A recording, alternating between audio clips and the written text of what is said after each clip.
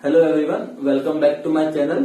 सो अपन कंटिन्यू करते हैं यहाँ से अपना number quantification and numerical application unit first class 12 applied mathematics by ML Agarwal.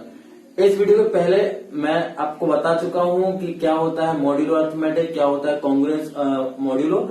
आप उस वीडियो को देख सकते हैं, लिंक आपको डिस्क्रिप्शन बॉक्स में मिल जाएगी।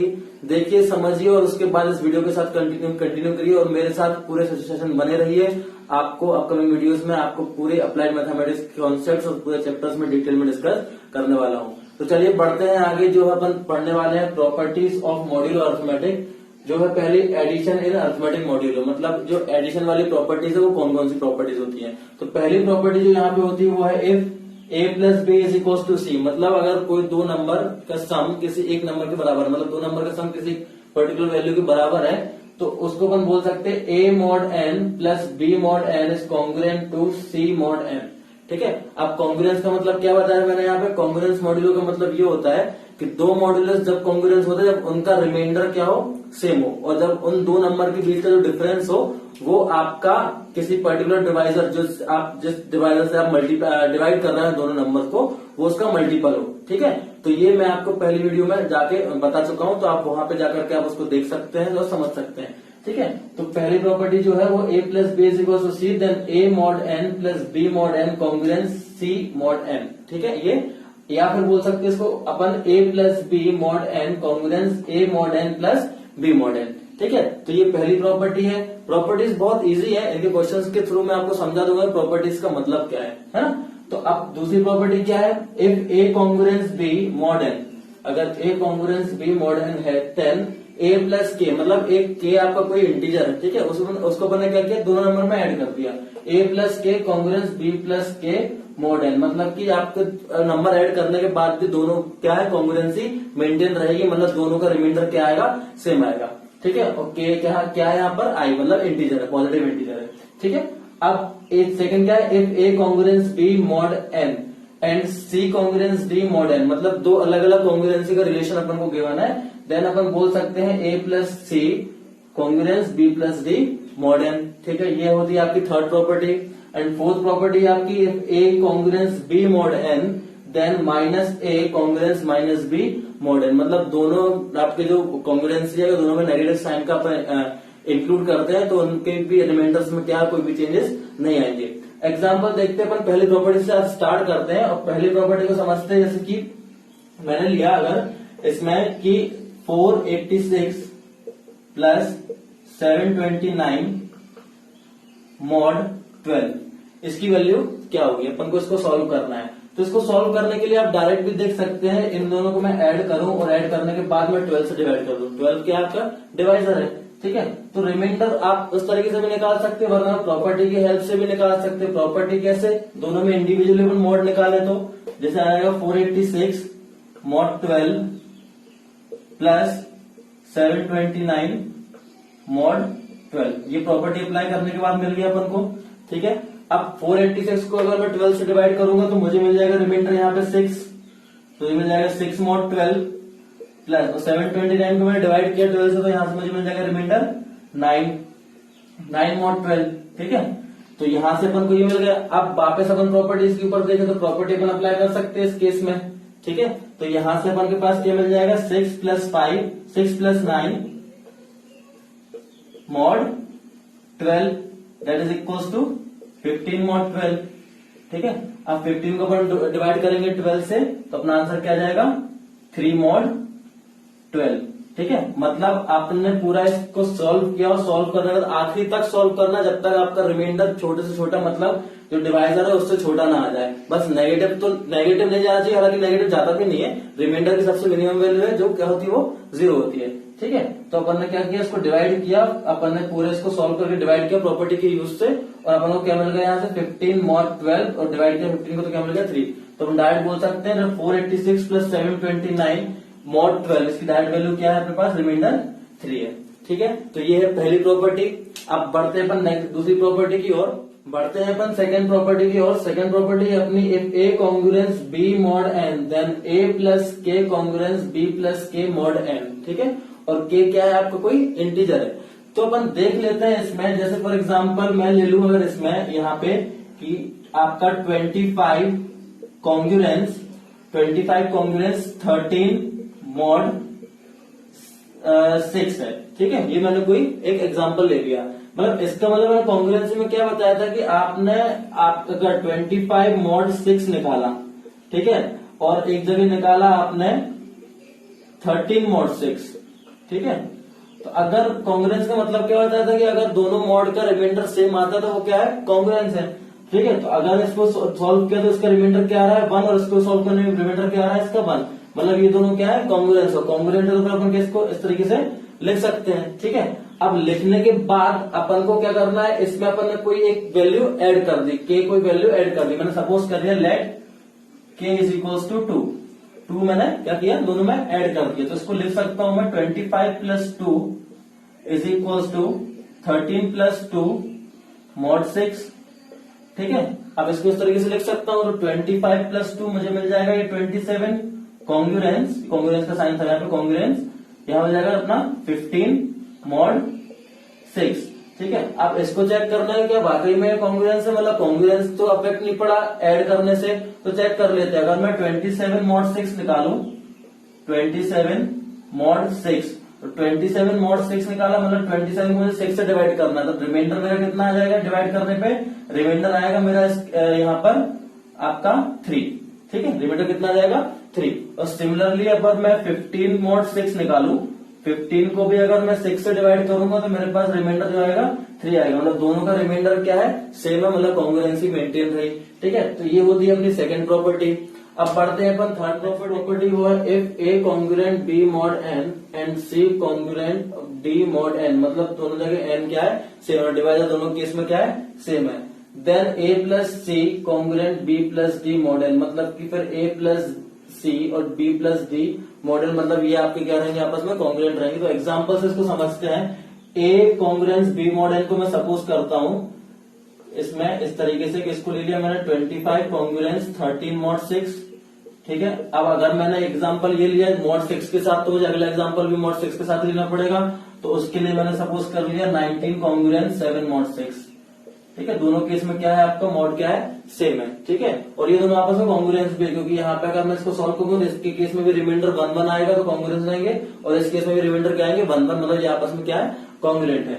तो अब इसको अपन अप्लाई करके देखते जरा, तो ए प्लस सी, तो ए प्लस सी मतलब ये अपने पास ए है और यहाँ पे क्या है, सी है, तो ये हो जाएगा 25 प्लस 19 कॉन्ग्रुएंस, और ये हो जाएगा 13 प्लस 7 मॉड 6। ठीक है, प्रॉपर्टी के हिसाब से ये होना चाहिए। अब इसको सॉल्व करके देखते हैं क्या ये वाकई में कॉन्ग्रुएंस है या नहीं है। ठीक है, 25 प्लस 19 अगर मैं करूं तो ये हो रहा है 44, और ये है कॉन्ग्रुएंस, और यहाँ पे आ जाएगा आपका 20 मॉड 6। तो अब इसको अगर मैं सॉल्व करूं तो पहले निकालूंगा मैं 44 मॉड 6, तो 44 मॉड 6 मतलब 44 को मुझे 6 से डिवाइड करना, तो रिमाइंडर यहाँ पे मिल रहा है मुझे 2, और मैं निकालूंगा एक बार 20 मॉड 6 निकालूंगा, तो इसके लिए मुझे जो वैल्यू मिलेगी, इसकी रिमाइंडर की वैल्यू भी क्या जाएगी 6 से 18, और रिमाइंडर में भी क्या बचेगा 2 बचेगा। तो दोनों केस में जो रिमाइंडर है, रिमाइंडर क्या आ रहा है, दोनों केस में 2 आ रहा है, मतलब रिमाइंडर क्या है, सेम है। तो रिमाइंडर सेम है तो मैंने क्या बताया था, वो क्या होते हैं आपस में कॉन्ग्रुएंट होते हैं। तो ये वाली प्रॉपर्टी पे आपकी इस तरीके से आप अप्लाई कर सकते हो, मतलब एप्लीकेबल है। ठीक है, बढ़ते हैं नेक्स्ट प्रॉपर्टी की ओर, लास्ट प्रॉपर्टी अपनी। तो लास्ट प्रॉपर्टी अपनी ये है if a congruent b mod n है। ठीक है, तो then minus a congruent minus b mod n होगा। ठीक है, अब इसको चेक करने के लिए अपन क्या कर सकते हैं, वो एग्जांपल लिया, एग्जांपल में मैं वही ले रहा हूं आपका 25 कॉन्ग्रुएंट 13 मॉड 6। ठीक है, अब देख चुके हैं इसमें दोनों के केस में क्या है, डिवाइड करने पर रिमाइंडर क्या आ रहा है आपका, सेम आ रहा है, रिमाइंडर क्या आ रहा है 1 आ रहा है। तो अपन इसमें माइनस साइन इंक्लूड करते हैं एक बार, तो माइनस साइन प्रॉपर्टी के अकॉर्डिंग अपन ने इंक्लूड किया, तो ये हो जाएगा -25 कॉन्ग्रुएंट -13 मॉड 6। अब चेक करना है अपन को ये चीज, क्या इसको अपन कॉन्ग्रुएंट शो कर सकते हैं, क्या ये आपस में कॉन्ग्रुएंट है। तो एक बार अपन डिवाइड करेंगे -25 मॉड 6, मतलब -25 को अपन 6 से डिवाइड करेंगे, चेक करेंगे रिमाइंडर क्या आ रहा है, और एक बार चेक करेंगे अपन -13 मॉड 6 के लिए, मतलब अपन -13 को भी डिवाइड करेंगे 6 से। तो डिवाइड किया अपन ने पहले यहाँ पे -25 को 6 से। ठीक है, तो अपन को बस इतना ऐसे डिवाइड करना है कि आपका रिमाइंडर जो है नेगेटिव नहीं आना चाहिए। तो अगर मैं यहाँ पे -4 लूंगा तो 24 हो जाएगा, 24 तो सॉल्व करूंगा, रिमाइंडर -1 आ रहा है, मतलब क्या लेना पड़ेगा अपन को, -5। ठीक है, क्वोशिएंट का वैसे भी मॉड्यूलो अरिथमेटिक में कोई रोल नहीं है, तो 6 इंटू -5 तो हो जाएगा आपका -30।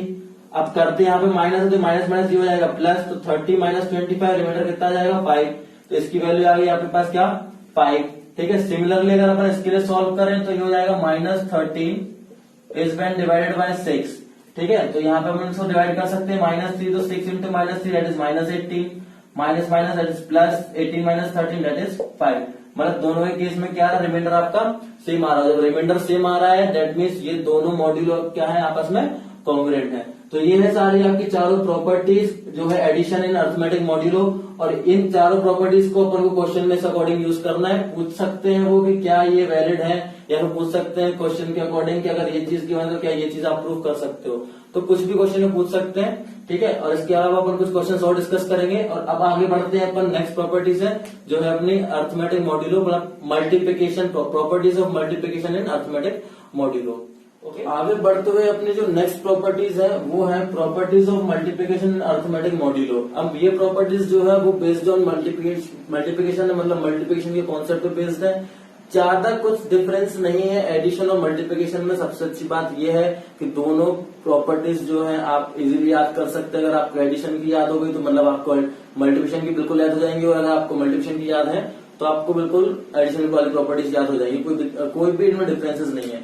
मतलब पहली प्रॉपर्टी जो अपन ने वहां पढ़ी थी वो थी ए प्लस बी पढ़ा था अपन ने पहली प्रॉपर्टी में, a plus b is equal to c. लेकिन यहाँ पर जो है वो क्या है, a into b is equal to c, then a mod n into b mod n congruent c mod n. अपन ने जो पहली प्रॉपर्टी वहां पर पढ़ी थी तो वो क्या थी, a plus b is equal to c, then a mod n plus b mod n congruent c mod n. ठीक है, तो अब यहाँ पे क्या पढ़ा था, a plus b mod n, और यहाँ पे क्या आ गया है, a into b mod n is congruent to a mod n into b mod n. ठीक है, तो ये कुछ प्रॉपर्टीज है मल्टीप्लिकेशन की। अगली प्रॉपर्टी जो है, if a congruence b mod n then k into a congruence k into b mod n. K क्या है आपका यहाँ पे इंटीजर है, मतलब वहां पे जो है प्रॉपर्टी में आपका के है वो क्या हो रहा था, ऐड हो रहा था, लेकिन यहाँ पे क्या हो रहा है, के मल्टीप्लाई हो रहा है। थर्ड प्रॉपर्टी है, लास्ट प्रॉपर्टी है जो इसकी, वो क्या है, if a congruence b mod n and c congruence d mod n then c congruence b a c congruence b d mod n. मतलब फिर क्या हो जाएगा, वो आपस में मल्टीप्लाई करके वही, मतलब आप यहाँ पे एग्जांपल लेकर के आप वही चीज कर सकते हो, इसमें कोई दिक्कत नहीं है। अब इसको प्रॉपर्टीज को अप्लाई कैसे करते हैं अपन, वो चीज हम समझ लेते हैं। तो एक क्वेश्चन लेके अपन सॉल्व करते हैं इसको। क्वेश्चन ये है, find the value of 180 into 93 mod 7। ठीक है, अब क्या करना है, 180 into 93 mod 7। अब क्या करना है, इसको अपन को इसको वैल्यू फाइंड करनी है, और ये दोनों मल्टीप्लाई में है। तो आपके पास डायरेक्ट वे भी है कि इसको आप मल्टीप्लाई करके डायरेक्ट mod 7 की वैल्यू फाइंड कर सकते हैं, या तो प्रॉपर्टी यूज कर सकते हो। अब प्रॉपर्टीज के थ्रू अगर इसको अपन सॉल्व करेंगे तो इसको मैं लिख सकता हूँ 180 mod 7 इंटू 93 mod 7। ठीक है, ये वाली प्रॉपर्टी पर यहाँ पे यूज की। ठीक है, अब 180 mod 7 मतलब 180 को मुझे 7 से डिवाइड करना है, तो 180 को अगर मैं 7 से डिवाइड करूंगा तो मेरे पास जो है वो रिजल्ट आएगा इसमें 5 mod 7, मतलब रिमाइंडर कितना आएगा यहाँ पे, मेरे पास कितना आएगा रिमाइंडर यहाँ पे 5 आएगा। ठीक है, और इसमें सिमिलरली अगर इसको मैं डिवाइड करूं 7 से तो यहाँ पे मेरे पास रिमाइंडर कितना आ जाएगा 2 mod 7, यहाँ पे आएगा मेरे पास रिमाइंडर 2। ठीक है, अब इसको अपन वापस सॉल्व करने के लिए इसको मैं लिख सकता हूँ 5 इंटू 2 mod 7। इस तरीके से मैं इसको वापस लिख सकता हूँ। इसको वापस लिखने से फिर कितना हो जाएगा, ये हो जाएगा 10 mod 7, और वापस अगर मैं 10 को 7 से डिवाइड करूंगा तो मेरे पास रिमाइंडर है वो कितना आ जाएगा 3। तो value of 80 into 93 mod 7 is equal to 3। तो ये होता है पूरा वे, आप प्रॉपर्टीज का यूज करके इस तरीके से आप क्वेश्चन को सॉल्व कर सकते हैं। अब इसमें कुछ डिफरेंट टाइप्स के क्वेश्चंस भी बनते हैं, जैसे पूछते हैं find the last 2 digits of the number, मतलब 2 नंबर आपको गिवन रहेंगे और मल्टीप्लाई किए उन नंबर को, तो आपके जो लास्ट के 2 डिजिट रहेंगे मल्टीप्लाई करने के बाद वो क्या रहेंगे। या फिर उसमें पूछ सकते हैं आपसे फाइंड द लास्ट 3 डिजिट, या पूछ सकते हैं find the last single digit, unit digit पूछ सकते हैं। तो इस टाइप के क्वेश्चंस कैसे अपन सोल्व करेंगे वो अपन देखते हैं इसमें, तब तक आप इसको नोट किए। तो कुछ क्वेश्चंस हैं मल्टीप्लिकेशन प्रॉपर्टीज के ऊपर, वो है find the last 2 digit of 2345 and get multiplied by 6789। मतलब आपके जब इन दोनों नंबर को आप मल्टीप्लाई करोगे तो आप लास्ट में 2 डिजिट जो है, लास्ट 2 डिजिट रहेंगे नंबर्स के जो ऑब्टेन होगा मल्टीप्लाई करने के बाद, वो कौन से रहेंगे। तो वो देखते हैं अपन मल्टीप्लिकेशन प्रॉपर्टीज की हेल्प से कैसे निकालेंगे। बस इसमें एक चीज हमेशा याद रखना, जैसे अगर लास्ट 2 डिजिट की उन्होंने बात की है तो आपको डिवाइड करना है 100 से। अगर 3 डिजिट का पूछा है, जैसे अगला क्वेश्चन अपन 3 डिजिट का है, 3 डिजिट का अपन फाइंड करना है लास्ट के, तो अपन डिवाइड करेंगे 1000 से। अगर लास्ट यूनिट डिजिट की बात कर रहे होते हैं, वो पूछते हैं what is the last digit of the number, तो अपन डिवाइड करते हैं 10 से। ठीक है, क्योंकि 10 तो जो आपका 100 है, जैसे 100 हो गया, 1000 हो गया, 10 हो गया, तो जस्ट ये क्या होते हैं एंड ऑफ द डिजिट के बाद ही ये कन्वर्ट होते हैं डबल में। जैसे 9 के बाद आता है 10, मतलब 9 आपका लास्ट नंबर है जो सिंगल डिजिट का होता है, उसके बाद 10 आपका 2 डिजिट का होता है। ठीक है, ऐसे 99 जो है वो 2 डिजिट का होता है, उसके बाद का नंबर जो है वो क्या है 100। ऐसे 999 मतलब 999, उसके बाद क्या आता है 1000। ठीक है, तो अपन नंबर क्या लेंगे डिवाइड करने के लिए, 100 हो गया, 1000 हो गया, 10, मतलब इस टाइप से अपन नंबर्स लेंगे डिवाइड करने के लिए। तो इस केस में अपन ले सकते हैं, इसको सॉल्व करने के लिए इसको लिख सकता हूं मैं 2 3 4 5 इंटू 6 7 8 9 मॉड 100। बस ये चीज आपको याद रखनी है कि आपको जब लास्ट 2 डिजिट की बात करी हो तो आपको 100 से इसको डिवाइड करना। तो वापस यहाँ पर अपनी प्रॉपर्टी अप्लाई करेंगे तो ये हो जाएगा 2 3 4 5 मॉड 100 इंटू 6 7 8 9 मॉड 100। इसको डिवाइड करेंगे तो रिमाइंडर आएगा आपका 45 मॉड 100 और यहां पर आएगा आपका 89 मॉड 100। अब ये दोनों आपके जो है 45 100 से छोटा है और 89 100 छोटा है, तो इसको अपन वापस लिख देंगे पहले से फॉर्म में, तो हो जाएगा 45 इंटू 89 मॉड 100 और इसको मल्टीप्लाई किया तो मल्टीप्लाई करने के बाद आपके पास आएगा रिजल्ट 4005 मॉड 100 और इसको वापस अगर अपन 100 से डिवाइड करेंगे तो आपके पास आ जाएगा 05 मॉड 100। मतलब आपका जो last 2 digit of the number रहेंगे वो क्या जाएंगे, लास्ट 2 डिजिट्स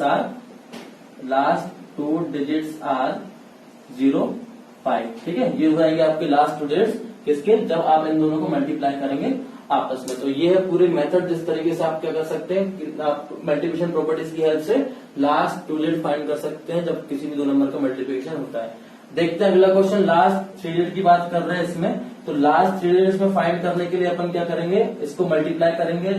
सबसे पहले कर सकते हैं लेकिन बहुत लेंदी हो जाएगा वो, तो अपन इसको वापस वही लिखेंगे 1 2 3 4 इंटू 5 6 7 8 इंटू मॉड। अब अपन को क्या लेना है, यहाँ पे 3 डिजिट की बात की, मतलब क्या करेंगे 1000 लेंगे, 1000 से डिवाइड करेंगे दोनों को। वापस यहाँ प्रॉपर्टी अप्लाई की तो इसको लिख सकते हो 1 2 3 4 मॉड 1000 इंटू 5 6 7 8 मॉड 1000। डिवाइड करूंगा यहाँ पे इसको तो रिमाइंडर आएगा मेरे पास 234 मॉड 1000 और यहाँ पर आ जाएगा 678 मॉड 1000। ठीक है, अब वापिस अपन इसको कन्वर्ट कर देंगे इस फॉर्म में, तो ये हो जाएगा 234 इंटू 678 मॉड 1000। ठीक है, अब इन दोनों को आपस में मल्टीप्लाई करेंगे तो मल्टीप्लाई करने के बाद रिजल्ट आएगा आपका समथिंग 152 656 652 है ना, रिजल्ट आएगा क्या 652। तो इसका आएगा डायरेक्ट मॉड 1000। ठीक है, अब इसको वापस अपन 1000 से डिवाइड करेंगे तो आपका रिजल्ट कितना आएगा, इसमें रिमाइंडर 652। तो लास्ट 3 डिजिट जो रहेंगे आपके, इन दोनों को मल्टीप्लाई करने के बाद जो आपके लास्ट 3 डिजिट रहेंगे वो क्या रहेंगे 652। तो इस तरीके से अपन क्या है अपने जो मल्टीप्लिकेशन प्रॉपर्टीज हैं अर्थमेटिक मॉड्यूलों की, उनकी हेल्प से अपन इस टाइप से क्वेश्चंस को हिट कर सकते हैं। तो please make a note. Upon next property की और लास्ट प्रॉपर्टी जो है अपनी वो है property of exponent in modulo arithmetic. अब ये जो प्रॉपर्टी है ये बेस्ड ऑन एक्सपोनेंट है। एक्सपोनेंट मतलब क्या होता है, पावर किसी नंबर की। ठीक है, तो प्रॉपर्टी क्या बोलती है, if a congruent b mod n then a to the power k congruent b to the power k mod n such that k belongs to interval for every k belongs to integer. k क्या है आपका integer. मतलब अगर दो आपकी mod congruents है, दो model अगर आपके कॉन्ग्रुएंट है तो अगर उनकी पावर पे कोई नंबर आता है तो और उसके बाद में आप उसको सॉल्व करते रिमाइंडर निकाल तो भी रिमाइंडर सेम आएगा, मतलब रिमाइंडर चेंज नहीं होगा। एग्जाम्पल समझते हैं अपन। एग्जाम्पल इसको क्वेश्चन देखते डायरेक्ट क्वेश्चन एक्चुअल में होगा ये सॉल्व। तो पहला अगर मैं क्वेश्चन दूं find the value of 3 to the power 16 mod 4, इसकी वैल्यू क्या होगी यहाँ पे। तो इसको सॉल्व करने के लिए सबसे पहले मैं लूंगा यहाँ पे, अब अगर मैं 3 से स्टार्ट करूंगा इसको सॉल्व करना तो 3 mod 4, तो वैसे भी 3 क्या है 4 से छोटा है, तो 3 के जस्ट बाद में अगला पावर पे लेते नंबर, तो 3 की पावर पे 2 लिया तो ये हो जाएगा ना 9। तो ये मैं सॉल्व करूंगा इसके लिए 9 mod 4, ठीक है। तो 9 mod 4 इसके लिए सॉल्व करेंगे तो कितना आएगा रिमाइंडर 1। तो इसके लिए मैं लिख सकता हूँ इस तरीके से 9 इज कॉन्ग्रुएंट टू 1 mod 4, ठीक है। इसको लिख सकता हूँ मैं इस तरीके से, ठीक है। अब 9 को वापस जोड़ूंगा 3 की पावर 2 कॉन्ग्रुएंस 1 mod 4, ठीक है। अब 3 स्क्वायर मिल गया मुझे यहाँ पे, लेकिन 3 कितना चाहिए मुझे 16 चाहिए, तो दोनों साइड में पावर पे क्या करूंगा 8 ले लूंगा, तो हो जाएगा 3 power 2 whole power 8 congruence 1 power 8 mod 4, ठीक है। अब 3 की पावर 2 1 to 8 हो जाएगा 3 to the power 16 congruent 1 to the power 8 हो जाएगा 1 mod 4। मतलब इसको सॉल्व करने पर रिमाइंडर कितना आएगा, रिमाइंडर इज 1, ठीक है। रिमाइंडर कितना मिल जाएगा अपन को यहाँ से 1 मिल जाएगा। तो इस तरीके से क्वेश्चन को हिट करते हैं अपन इस प्रॉपर्टी की हेल्प से।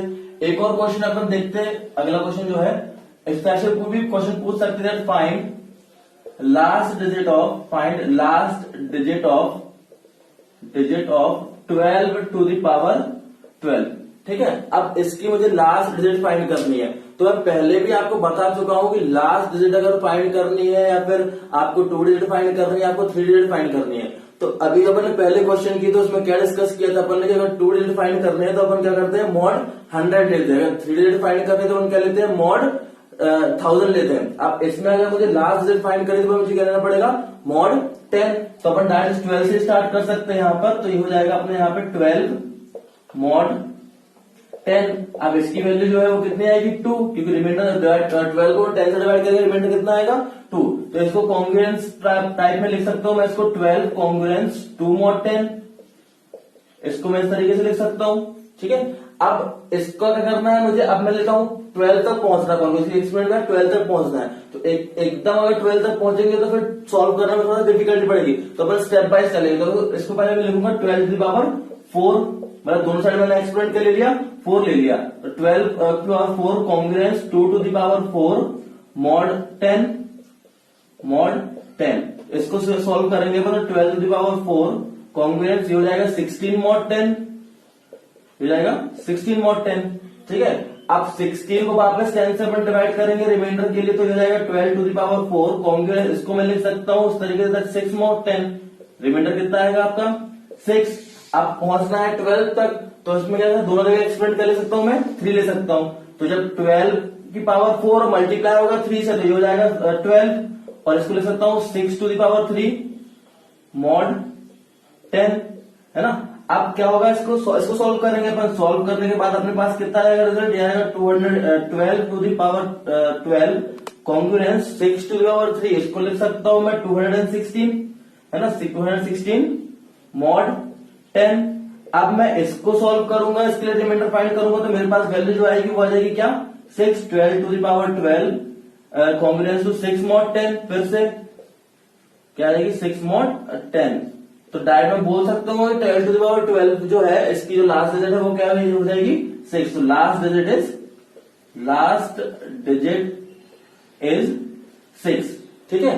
तो इस तरीके से अपन सॉल्व करते हैं एक्सपोनेंट वाली प्रॉपर्टीज के से क्वेश्चन। तो यहां पर अपना होता है ये वाला टॉपिक खत्म। इसमें जो अपन ने डिस्कस किया वो है अर्थमेटिक मॉड्यूलो और कॉन्ग्रुएंस मॉड्यूलो और कुछ प्रॉपर्टीज। ठीक है। अगर अर्थमेटिक मॉड्यूल हो और आपको कांग्रेस मॉड्यूल पढ़ना है तो इससे पहले वाली वीडियो आप देख सकते हैं, वहां पे मैंने सारी चीजें अच्छे से समझाई हुई है, अच्छे से आप समझ सकते हैं। लिंक जो है वो डिस्क्रिप्शन बॉक्स में मिल जाएगा। और साथ साथ प्लीज वीडियो को लाइक, शेयर और कमेंट करना मत भूलना, और चैनल को सब्सक्राइब करना बिल्कुल ना भूलें। शेयर करिए अपने दोस्तों के साथ, जोड़िए अपने दोस्तों को मेरे साथ जोड़िए।